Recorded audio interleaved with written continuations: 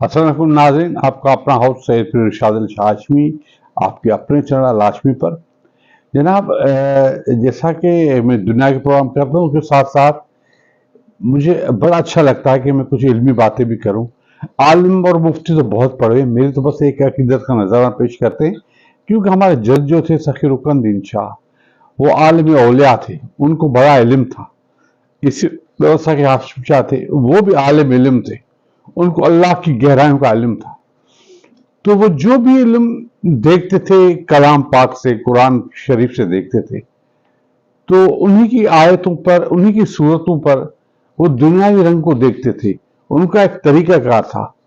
तो आज मैं सखी रुकनुद्दीन शाह की एक खुतबा जो उन्होंने 956 हिजरी को रमजान शरीफ में दिया था, तो ये खुतबा जो था वो सूरत यूसुफ पर था।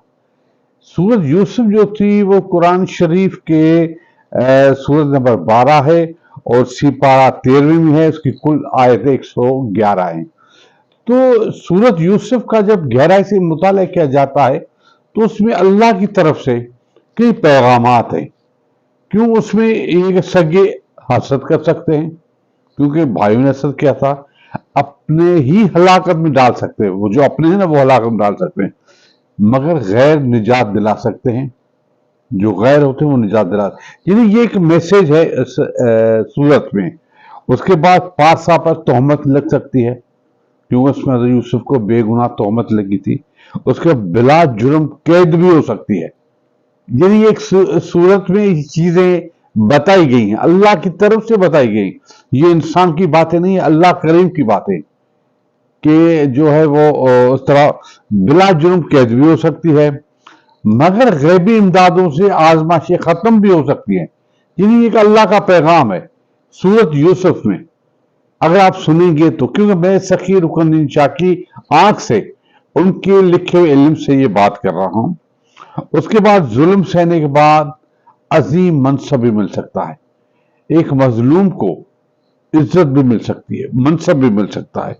उसके बाद तकवा से इज्जत का हुसूल भी हो सकता है। करीब तरीन अजीज जुदा भी हो सकता है, विसाल हिजर में और हिजर विसाल में भी हो सकता है। बिछड़ा मिल सकता है, गम खुशी में बदल सकते हैं। ये देखिए कितनी प्यारी बातें हैं कि बिछड़ा भी मिल सकता है और गम जो खुशी में बदल सकता है। ये जो उम्मीद है ना, ये अल्लाह करीम से जो उम्मीद बनती है कि हाँ, ये लोग जो मायूस हो जाते हैं कि नहीं, ये ऐसी बात नहीं है, अल्लाह करीम तो बहुत बड़ा है, उन्होंने मैसेज दिया है। ये आप देखिए, आज से हजारों साल पहले जब कुरान नाजिल हुआ था, तो अल्लाह करीम ने एक, मैं सूरह यूसुफ की बात करता हूं, जो हमारे आलिम दीन, हमारे सखी रुकनुद्दीन शाह ने जो लिखा था इल्म, जो खुतबा था, मैं उसकी बात कर रहा हूं। तो अल्लाह करीम गैब से मदद भी दे सकता है, ये सूरत का मफहूम है। और ख्वाबों के इल्म की भी इसमें बात की है। अक्सर लोग कहते हैं कि ख्वाब है, क्या ख्वाब होते हैं, क्या किताबें? हाँ, ख्वाब होते हैं, मगर ऐसे ख्वाब नहीं जो बिल्ली देखती है चीचड़े देखती है। तो यहाँ आजकल के लोग सारे ही कामयाबी के ख्वाब देखते हैं, सारे ही उम्मीदों के ख्वाब। ये वो ख्वाब है जो अल्लाह दिखाता है, रूहानी ख्वाब। रूहानी ख्वाब की एक वसफ ये सखी रुकनुद्दीन शाह ने फरमाया कि रूहानी ख्वाब वो है जो आपको कभी नहीं भूलेगा, आप 10 साल तक भी उसको याद रख सकते हैं। ये होता है रूहानी ख्वाब, जिसमें कोई पैगाम होता है। तो उसके बाद जो है वो आप समझे, इस सूरत में कशिश और जाज़बियत ऐसी है कि आपको अल्लाह की वहदानियत पर यकीन दिलाएगा, अल्लाह करीम से मोहब्बत बढ़ाएगा और उसकी तरफ जो उम्मीद है वो बढ़ाएगा।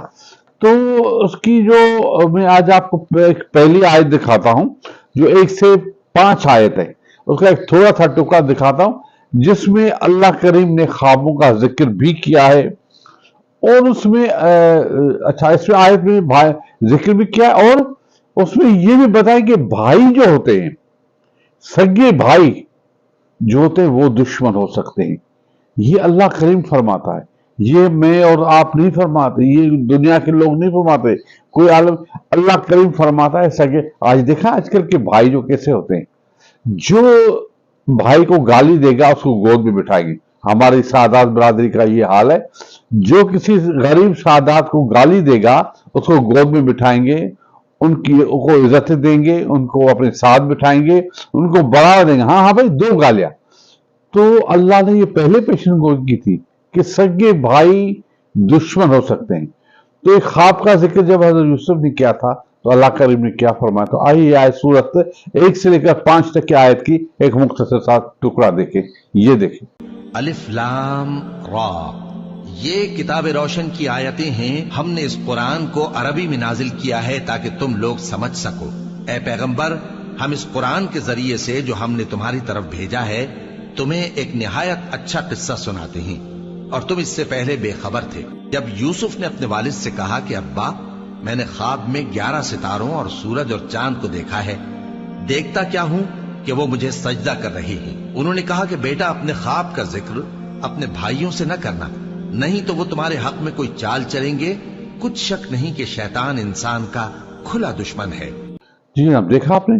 اس کے بعد جو ہے وہ ہم آیت نمبر 13 اور 101 کا ذکر کریں گے، جس میں اللہ کریم کی وحدانیت دکھائیے کہ اللہ کریم بخشنے والا ہے، وہ رحیم کریم ہے، وہ گناہ بخشنے والا ہے، وہ عظمتیں دینے والا ہے، وہی ایک ذات ہے جو اس دنیا میں سب کچھ دے سکتی ہے۔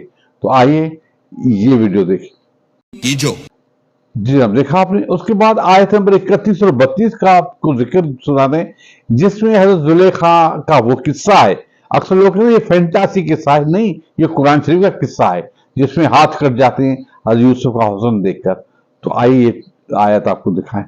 پھر جب زلیخا نے ان عورتوں کی گفتگو جو حقیقت میں دیدار یوسف کے لیے ایک چال تھی سنی، تو ان کے پاس دعوت کا پیغام بھیجا اور ان کے لیے ایک محفل مرتب کی، اور پھل تراشنے کے لیے ہر ایک کو ایک ایک چھری دی، اور یوسف سے کہا کہ ان کے سامنے آؤ۔ جب عورتوں نے ان کو دیکھا تو ان کا روب حسن ان پر ایسا چھا گیا کہ پھل تراشتے تراشتے اپنے ہاتھ کاٹ لیے، اور بے ساختہ بول اٹھیں کہ اللہ پاک ہے، یہ آدمی نہیں، یہ تو کوئی بزرگ فرشتہ ہے۔ زلیخا نے کہا، تو یہ وہی ہے جس کے بارے میں تم مجھے تانے دیتی تھیں، اور بے شک میں نے اس کو اپنی طرف مائل کرنا چاہا، مگر یہ بچا رہا، اور اگر یہ وہ کام نہ کرے گا جو میں اسے کہتی ہوں تو قید کر دیا جائے گا اور ذلیل ہوگا۔ جی جناب، دیکھیں آپ نے اس آیت میں آپ نے غور کیا ہوا کہ زلیخا بی بی دھمکی دیتی ہے کہ میں تمہیں جیل میں ڈالوں گی، میں تمہیں ذلیل کروں گا۔ اس نے ایسا کیا، مگر اللہ کریم نے اسی حضرت یوسف علیہ السلام کو بادشاہ بنایا۔ اسی جیل سے نکل کر وہ بے گناہ ہوا اور اسی جیل سے وہ بادشاہ بنا۔ تو آئیے بادشاہ بننے کا ایک چھوٹا سا ٹکڑا آپ کو دکھائیں، یہ دیکھیں۔ زلیخا نے کہا کہ حق تو ظاہر ہو گیا ہے، میں نے ہی اسے ورگلایا تھا، اور وہ بالکل سچا ہے جس نے قید خانے میں بے قصور 7 سال گزار دیے۔ اب اہل مصر کے سامنے حضرت یوسف علیہ السلام کی بے گناہی صاف ہو چکی تھی، لہذا بادشاہ نے حکم دیا کہ پوری عزت و تکریم کے ساتھ یوسف کو قید خانے سے شاہی محل لایا جائے۔